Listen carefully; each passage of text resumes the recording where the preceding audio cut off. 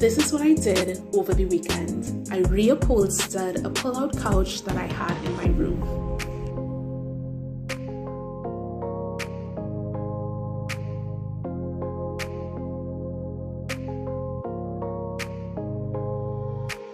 For this DIY, I used the leftover leatherette I had from my car seat cover video, and I also had some upholstery fabric lying around for another project I did a while back.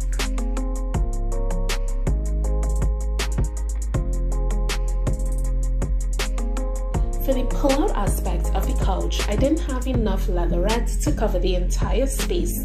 So what I did was actually mix the leatherette and the upholstery fabric to create the piece needed.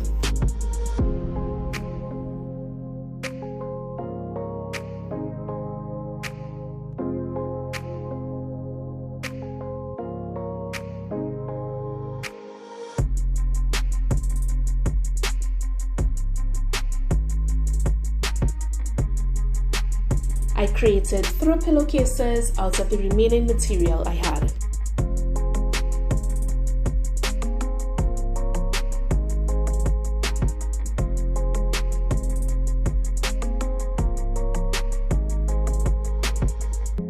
Till next video, deuces.